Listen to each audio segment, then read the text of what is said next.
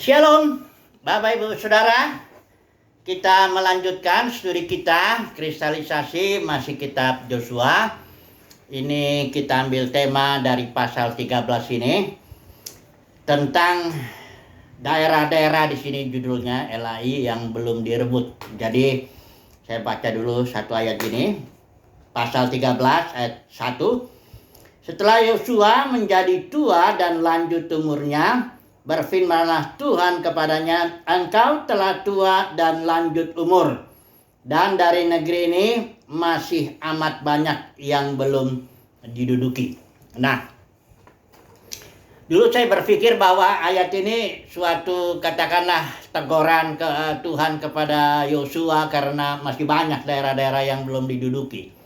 Setelah saya renung-renung, saya bandingkan dulu beberapa ayat nih. Pasal 13 ayat 1 ini, di sini dikatakan kesimpulan daripada perjuangan Yosua itu, demikianlah Yosua merebut seluruh negeri itu sesuai dengan segala yang difirmankan Tuhan kepada Musa. Jadi pelayanan Yosua sudah selesai dalam arti merebut seluruh negeri itu, ya. Dan akhirnya kesimpulannya, lalu amanlah negeri itu dan berhenti dari berperang. Kemudian di zaman Yosua ini ada juga tertulis bahwa dari segala yang baik yang Tuhan janjikan kepada kaum Israel, tidak ada yang tidak dipenuhi, semuanya terpenuhi. Ini zaman keemasan Israel lah kalau bisa dibilang di zaman Yosua itu.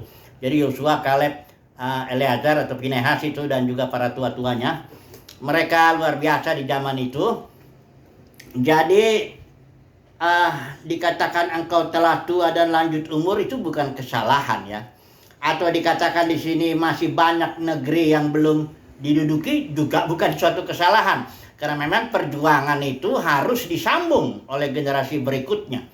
Jadi rencana Bapa sendiri itu kita tahu dia berjaman-jaman, ya, berdispensasi, tidak bisa diselesaikan oleh satu generasi. Jadi harus bergenerasi, bersambung, ya, kayak orang lari apa namanya, kalau lari yang sambung menyambung itu lari apa yang bawa apa, nanti disambung lagi ke dia, disambung lagi begitu, ya. Di situ harus ada kerjasama, ya. Jadi ya sebelum ini memberi, di situ sudah lari dulu dia sehingga tidak membuang waktu. Nah, jadi persoalannya di sini, apakah Yosua dan generasinya menghasilkan generasi berikut yang memiliki spirit yang sama lah, katakan begitu, ya. Kalau zaman generasi Musa itu Harun, Musa dan sebagainya itu, para tua-tua itu, mereka ya walaupun Musa memang gagal, ya, kena disiplin Tuhan, tidak masuk ke tanah perjanjian, tapi mereka meninggalkan warisan yang sangat dahsyat menurut saya ini, yaitu bahwa mereka menghasilkan generasi Yosua lagi. Yosua, Kaleb, di situ ada, ya, para tua-tuanya, Pinehas. Jadi kesuksesan generasi Musa itu bahwa mereka menghasilkan generasi Yosua. Nah, kalau kita melihat generasi Yosua ini, nah ini dia. Agak menyedihkan juga, ya. Kalau di kitab Hakim-Hakim malah lebih sedih lagi. Atau di sini dah kita lihat dari pasal 17 ayat 12 sampai 13 ini, ya. Ini udah ada benih-benih yang nggak benar ini dari generasi di bawah Yosua itu, ya. Pasal 17 ayat 12 sampai 13, ya, di sini dibilang tetapi Bani Manasye tidak dapat menduduki kota-kota itu sebab orang Kanaan berhasil untuk tetap diam di negeri itu. Setelah orang Israel menjadi kuat, orang Kanaan itu dibuatnya menjadi orang Rodi, tetapi tidaklah sama sekali mereka itu dihalau. Ini sudah kesalahan ini, karena Tuhan bilang 7 bangsa itu tidak ada apa lain kecuali ditumpas habis, itu aja, ya. Kemudian kalau kita lihat di pasal 18 ayat 3 ini, ya. Di sini juga dilihat, ya. Teguran Yosua itu. Sebab itu berkatalah Yosua kepada orang Israel, berapa lama lagi kamu bermalas-malas sehingga tidak pergi menduduki negeri yang telah diberikan kepadamu oleh Tuhan Allahmu, Allah nenek moyangmu. Ini saya pakai layan. Jadi bahkan di sini Tuhan juga berjanji di pasal 13 ayat 6 ini.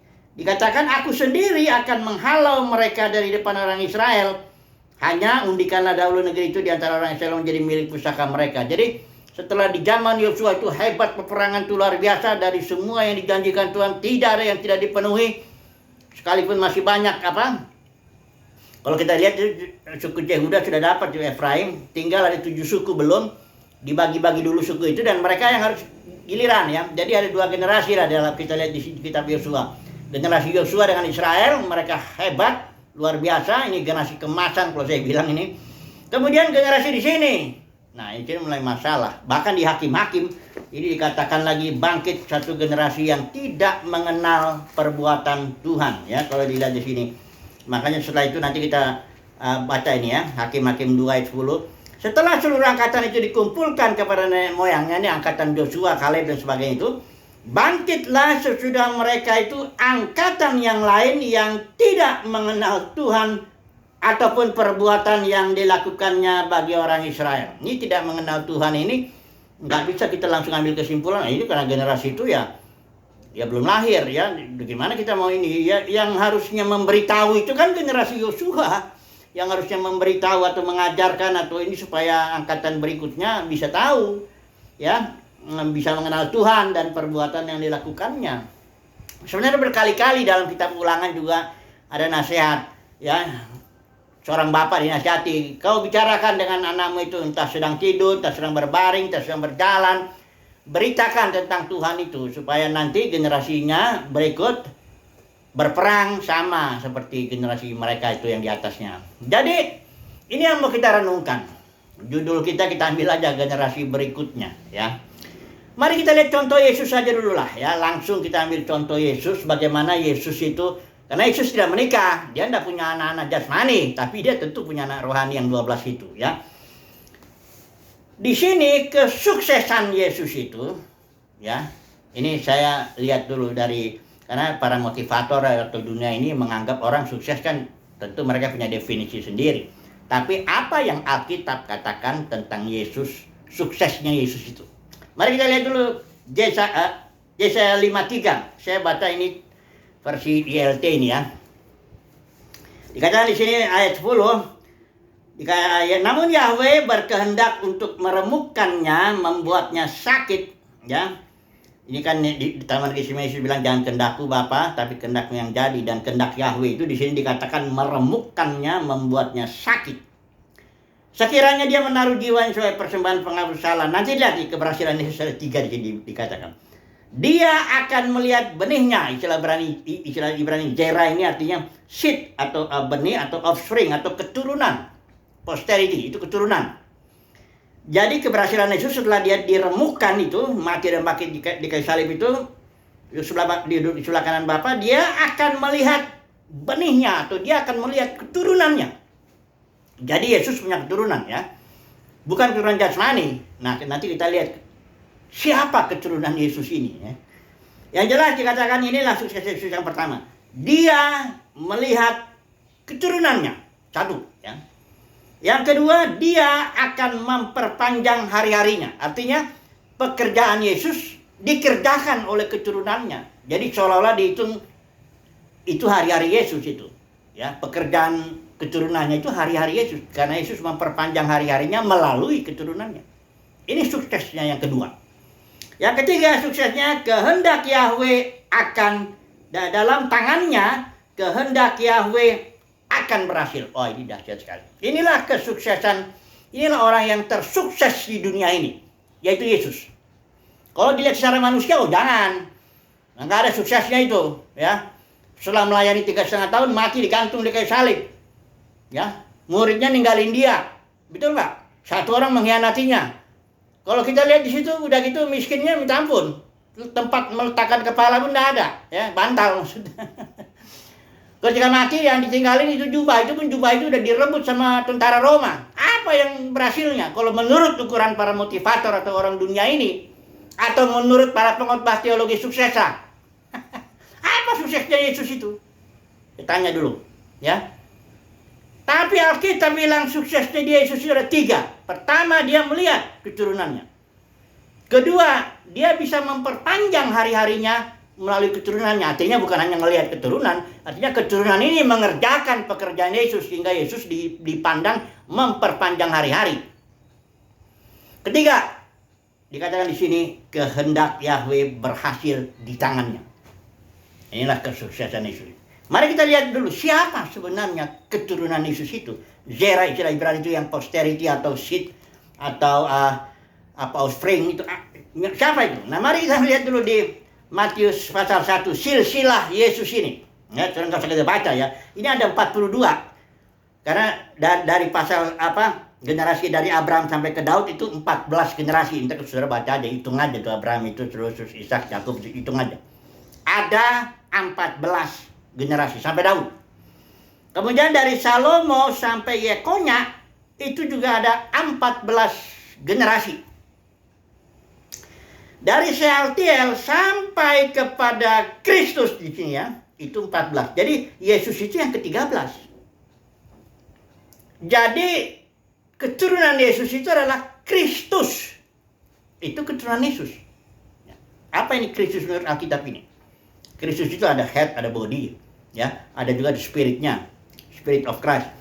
Juga kingdom, the kingdom of Christ ya. Kristus itu dalam batin kita. Kristus itu nanti ya. Dikatakan nih, apabila Kristus yang adalah hidup, Kristus juga adalah life kita. Apabila Kristus yang adalah hidup kita menyatakan diri kelak, kita akan menyatakan diri bersama-sama dengan Dia di sana.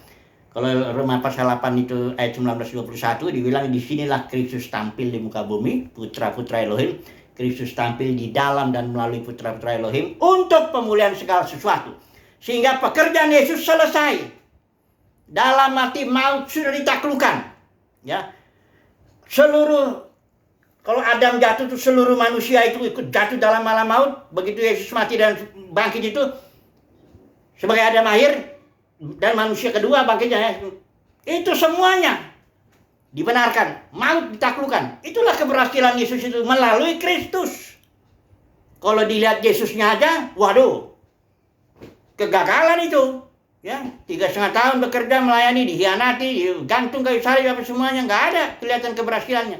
Tapi ketika dia bangkitnya ke surga, disitulah lahir Kristus, itulah gereja mula-mula itu lahir. Kristus itu kalau baca kita udah sering bicara Kristus itu siapa? Kristus itu adalah keturunan Yesus di sini dibilang. Dari Sealtiel ke Yesus itu 13. Dari Yesus ke Kristus 14 jadinya. Jadi kalau saya baca gini ya. Jadi dari Abraham sampai Daud seluruhnya ada 14 generasi. Dari Daud sampai pembuangan ke Babel itu ada 14 generasi. Dari pembuangan ke Babel sampai Kristus itu 14. Jadi Yesusnya di sini. Di sini diperhatikan ya, Yesus ini ya, ayat 16. Dan dialah Yesus yang disebut Kristus dilahirkan. Jadi Yesus itu punya keturunan, yaitu Kristus. Ya. Dan Kristus inilah yang nanti di akhir zaman itu, itulah kedatangan Yesus itu. Di dalam dan melalui Kristus ini, tampil putra-putra Elohim yang adalah keturunan Yesus, anak-anaknya Yesus itu. Dan dia melakukan pelayanan berjaman-jaman sampai setiap lutut bertelut, lidah mengaku Yesus itu adalah Tuhan. Sekarang belum, oke, nggak apa-apa. Karena keberhasilan Yesus yang butuh berjaman-jaman itu. Nah, apa yang mau saya sampaikan di sini, Bapak Saudara? Keberhasilan kita juga, kita lihat contoh ya. Contoh orang sukses, tersukses di dunia di hadapan Yahweh ya, di hadapan Tuhan. Jangan saudara, ini para motivator Kristen katakanlah begitu, tolonglah belajar dari Alkitab ya, baik-baik ya. Kalau mengambil contoh yang orang sukses itu ya janganlah ya Jack Ma. Ya Jack Ma itu berhasil dalam satu sisi tertentu, atau Bill Gates atau apalah orang-orang sukses di dunia ini. Jangan dah belajar dari situ. Oh boleh belajar boleh. Tapi maksud saya, kalau beritakan firman Tuhan, katakan bahwa Yesus adalah orang yang tersukses di dunia ini karena 3 hal ini. Pertama, dia melihat keturunannya. Kedua, dia memperpanjang hari-harinya melalui keturunannya karena keturunannya melakukan pekerjaan Yesus. Ketiga, di dalam tangannya kehendak Yahweh terlaksana, jadi. Itu dia sukses. Saya rindu nih, kita sukses semua begitu. Tapi ya itulah, di sini kita harus merenungkan. Ini 5 menit lagi nih, saya mau share dulu ini bagaimana ini. Bagaimana ya, kalau kita menjadi tua nggak salah. Kalau kita belum menyelesaikan tugas kita, ya karena besar tugas kita ini, diberkati dan jadi berkat bagi seluruh kaum di muka bumi, itu loh. Kalau belum selesai pekerjaan kita, nggak apa-apa. Nggak salah itu. Yang menjadi pertanyaan, apakah kita sebagai generasi ini sekarang ini, atau secara khusus ini saya punya 3 anak ini, jasmani, 3 anak saya, itu saya bisa melihat keturunan tentu ya. Sudah saya lihat sekarang itu.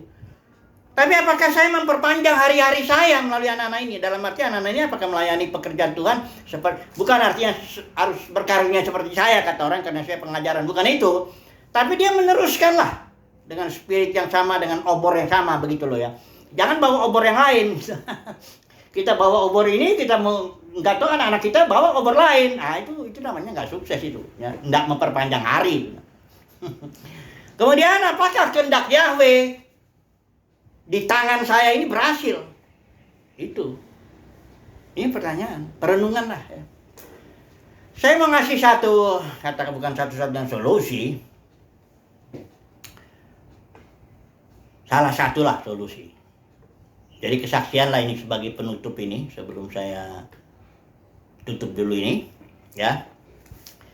Yaitu bahwa saya bersyukur waktu itu sebagai pendeta, kata penatua lah katakan begitu. Itu saya sibuknya, padahal jemaatnya juga kan 5 orang penatua, nggak banyak juga, paling 300-400 atau bukan sampai 500 kali ya dengan anak-anak. Sibuk sekali. Saya bangun jam 3 pagi, saya tinggalin anak-anak itu usianya masih 3, 4, 5 tahun itu, karena anak saya berjejer itu anak kami. Ada yang nggak sampai 1 tahun jaraknya, 11 bulan saja. Jadi saya tinggal itu, naik ke atas, berdoa sampai jam 6. Nanti jam 6 mulai pergi ke kantor gereja, di gedung itu sudah. Terus kadang-kadang sampai 2 malam, besoknya jam 6 paginya baru pulang tidur gitu. Hampir gak ada waktu untuk anak-anak. Anak-anak padahal umur 3, 4 tahun, 5 tahun sedang butuh-butuhnya itu ya. Kemudian Tuhan anugerahi saya lepaskan itu semua dan saya mulai ngurusin anak-anak ini, menggembalakan yang 3 ini. Kalau ditanya orang, maka berapa jemaatmu? Saya jawab tanpa ragu, 3. Melika, David, Maria, inilah dia jemaat kami. Saya penatuanya, ini istri saya diakennya, nah itulah anak kami, jemaatnya. 3 ya. Tapi saya nggak tarik tuh perpuluhannya. Malah kami berjuang, berusaha membesarkan anak-anak ini. Sampai sekarang udah 3-3-nya kerja. Saya melihat gini, salah satu solusi ya untuk membangun generasi berikut. Supaya jangan nyesal lah, karena begini, saya udah sering sharing itu. Billy Graham ini saya ngomong aja, karena memang dia udah tulis dalam kesaksiannya jasa saya. Dia ada penyesalan 2 dalam hidupnya. Pertama, dia nggak melihat anak-anaknya besar gitu. Kedua, dia kurang waktu untuk berfellowship dengan Tuhan. Bersyukurlah ya, saya bukan lebih hebat dari Billy Graham, enggak. Tapi dalam 2 hal ini saya nggak menyesal. Ada waktu saya. Sejak tahun 2000 itu saya menggembalakan aja, ngajak anak ini olahraga gitu ya, ngasih makan. Terus ngajarin firman Tuhan, 10 bagian firman Tuhan, ibadah. Terus kami berlima aja ibadah. Kebaktian maksud saya. Tiap hari, ya bahkan kadang-kadang kalau sehari bisa 3 kali. Kalau ada anak-anak kumpul. Walaupun anak-anak itu belum hebat, dalam arti belum kelihatan tampil dengan dahsyat begitu. Yang penting saya tidak menyesal. Sudah banyak waktu saya menemani perkembangan anak-anak. Dan juga banyak waktu saya untuk fellowship dengan Tuhan. Saya melihat ini, katakanlah gereja gedung gitu ya. Gedung ini kalau orang Kristen, termasuk pelayanan itu, fokus kepada gedung, kepada organisasi, kepada program, kepada macam-macam itu bisa loh. Anak-anak tertinggal. Banyak juga. Billy Graham dia bersaksi, banyak anak-anak pendeta gitu sakit hati sama bapaknya. Teman saya sendiri. Karena bapaknya, mertuanya itu terlalu sibuk gitu sama jemaatnya, sayangnya lebih ke jemaatnya gitu. Anaknya di sini, tak tahu jemaatnya lari karena ada satu ajaran tertentu, separuh jemaat itu udah hampir 1000 apa jemaatnya. Lari dia, ujung-ujungnya anak-anaknya juga yang mengurusin itu. Bapak katanya giliran waktu ada jemaat, bapak pikirannya ke sana, kami dibiarin. Tapi giliran jemaat itu kabur, kami yang akhirnya menanggung ini semua gitu. Jangan sampai lah, bahkan ada yang terjadi bapak sama anak masuk pengadilan karena masalah uang itu kan. Jadi mari kita merenungkan ini. Saya bukan bilang saya udah berhasil membangun generasi atau apa, enggak. Mari kita renungkan. Karena sukses itu bukan kalau saudara terkenal, saudara sekolah teologinya tinggi, saudara kaya. Enggak. Saudara jangan berpikir bahwa Tuhan itu anggap saudara sukses kalau saudara sekolah teologinya bagus, saudara kaya, saudara terkenal, apa enggak, apa banyak narik orang. Enggak ada itu. Enggak ada itu. Karena orang yang ditarik ternyata lagi nyemaki, ya ini kabur aja, bisa aja terjadi begitu. Ya. Jangan. Sukses itu kita lihat Yesus lah. Dia melihat keturunannya, yaitu Kristus. Dia memperpanjang hari-harinya, karena Kristus ini mengerjakan pekerjaan Yesus. Kemudian dia berhasil.